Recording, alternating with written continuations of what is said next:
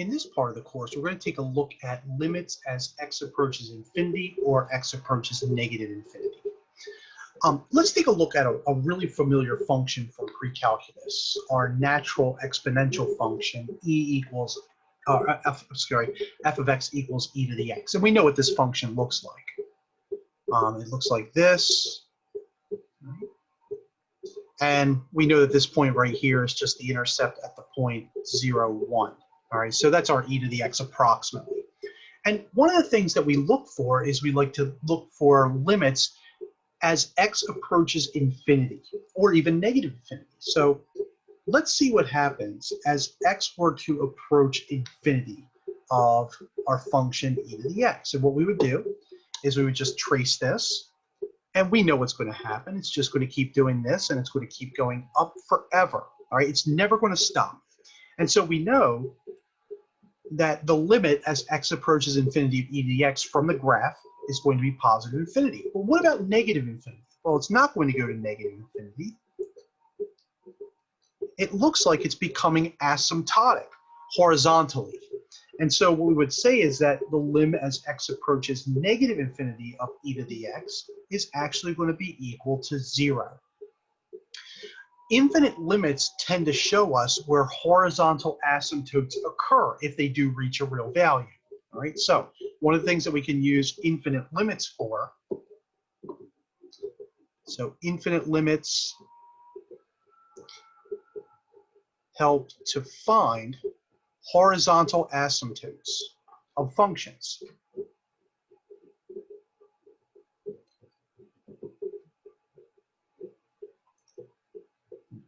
And of course, we can go through and do this to functions that don't have horizontal asymptotes as well. All right, so that's what we're going to be looking at in this section, is how different functions react to infinity or negative infinity being applied to them. All right, so just some really quick sort of examples of this. Let's say for some reason I took the limit as x approaches infinity of x squared. All right, and we know what x squared looks like. X squared is your just general parabola. All right, and so if we trace it and we just keep going off to infinity, it looks like it's going to keep doing the same thing to where it's going to go to positive infinity. But what about negative infinity? So lim as x approaches negative infinity of x squared. Well, if we do that, we're going to do the exact same thing, except we're going to trace it this way, but it looks like it's just going to keep going up forever. So that's also positive infinity. And it's weird that we take limits in opposite directions, but they go to the same limit. And that's just because of the quadratic nature of this. One thing that we can say in general about polynomial expressions is that if you have a polynomial and you take the limit as it goes to infinity, and let me get rid of this so we have some room here to work, it's always going to end up being either infinity or negative infinity, depending upon the degree. All right, so for instance, if I had this, all right, so I could go ahead and say lim as x approaches infinity of, let's say, x to the 4th. Now we know that that's going to be infinity, because that's really just, if we were to, and I'm not saying that this is legal, but if we were to substitute it, we would get infinity to the 4th, and that would just be infinity, right?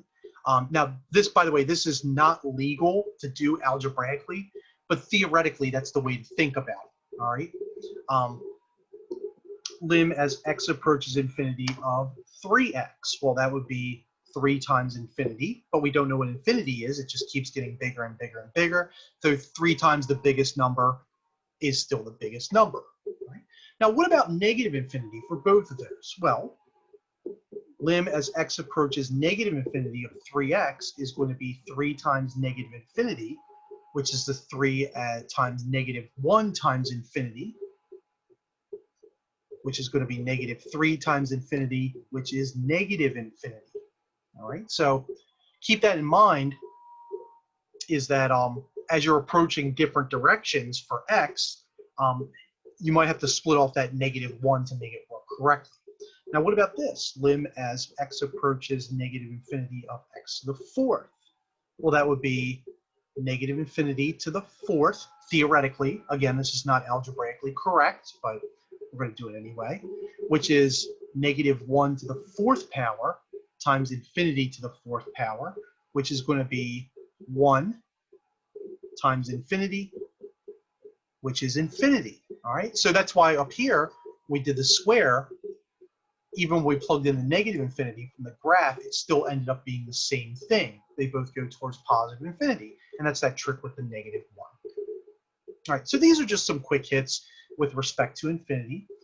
Now, some other things to keep in mind. What if I had this? What if I had limit as x approaches infinity of 1 over x? All right, well, that would be 1 divided by infinity, theoretically. All right? But if I had one slice of pizza and I try to divvy it up among almost everybody in the world, everybody would theoretically get almost nothing. And so if we ever divide by infinity, then we end up with 0, right? And then theoretically, the exact same thing would happen with negative infinity. So the limit as x approaches negative infinity of 1 over x is going to be 1 over negative infinity, which is also 0. To substantiate this claim, let's take a look at the graph. Now we know that 1 over x looks something like this. All right, that's what 1 over x looks like. And if we were to trace it, let's say we trace it this way, right? Or even this way, since we're going towards infinity, then notice what happens is it just keeps getting closer to the asymptote when y is going to be equal to 0. And then the same thing, if we trace it this way, we're getting closer and closer and closer to that asymptotic behavior of y equals 0. So as x approaches infinity, or negative infinity, y is 0. As x approaches positive infinity, y is going to be equal to 0. Y is actually going to tend to 0. It's going to approach it, but it'll never really get there. All right, so again, anytime you're dividing by an x and you have an infinity or negative infinity, and you've simplified the expression completely, most of the time it's going to go to 0. Not all the time, as we'll see in a little bit later examples of this. All right. Same thing would happen if x was raised to another power or even a negative value. So check out this one. What about limit as x approaches negative infinity of 3x to the minus fifth? All right. Well, that would be another way to write that is 3 over x to the fifth.